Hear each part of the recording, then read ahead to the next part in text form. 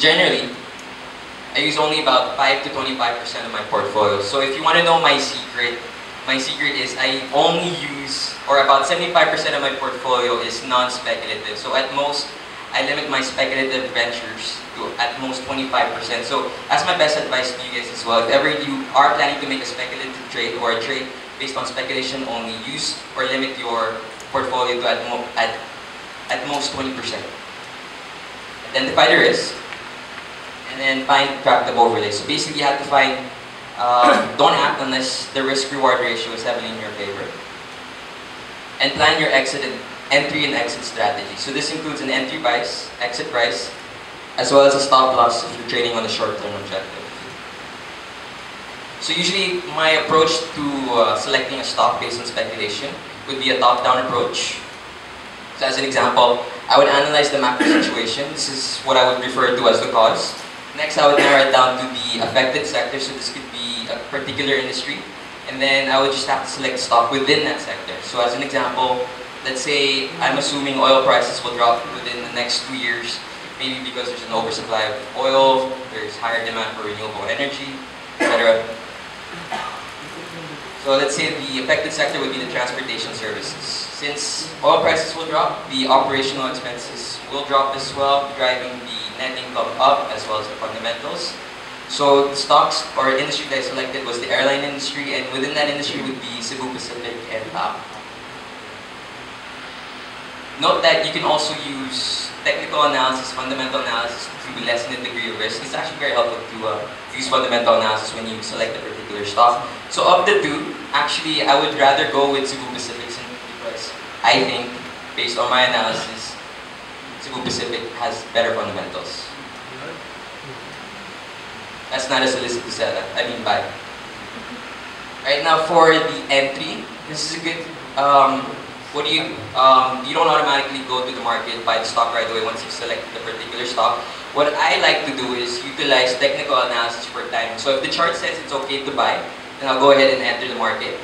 If it's still overbought at the moment, I'd rather wait, give it a couple of days, weeks before I enter into the security. So for long term, and also for short term actually, make multiple entries. So Marvin was talking about spreading your purchases or making multiple entries. So especially if the stock prices drop, at least you can average down your price and maximize your return. And then for your exit, sell once your target has been met. So for most traders and brokers, they actually set a percentile amount. So some people would set it at 10%, some people would set it at 15%. For me, I prefer somewhere around between 10 to 15 for me to be comfortable with the gain that I have. Or you can also set a target price. Or you can sell once your assumptions have been met. This is a bit tricky. Usually you hold in stock until the price has met its fair value. How do you determine the fair value? Of course, through fundamental analysis. Here's another example of a top-down approach. In December 15, I took this from our research department at Accord Capital, or philstocks.ph. The national government has revealed that it has increased spending in the fourth quarter of 2011 and is planning to spend more on infrastructure and development for that year. So this is the PPP's project that they announced earlier that they might prioritize for this year. So this is the cause. The report also went on to state the affected sector and also some stock selection. So shares in the construction and infrastructure related companies such as EEI, HLCM, CMP, DMC, and MPI could benefit from new projects, construction supply contracts, engineering works, among others, that the government might prioritize next year. So I took down the prices of the stock on December 15, 2011. You guys can see this. And then I compared it with the price of stock in January 18, a little over 1 month later. So as you can see, all the stocks have gained.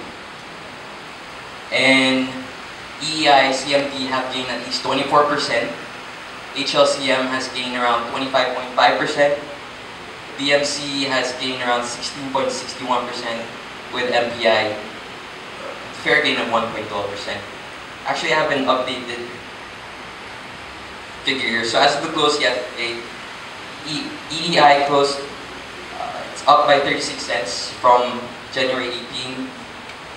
HLCM is down by 11 cents, CMB is down by 9 cents, BMC is down by 40 centavos, MPI is down by 12. So 4 out of the 5 stocks have at least double-digit gains. MPI, right now, it's currently at the loss compared to December 15.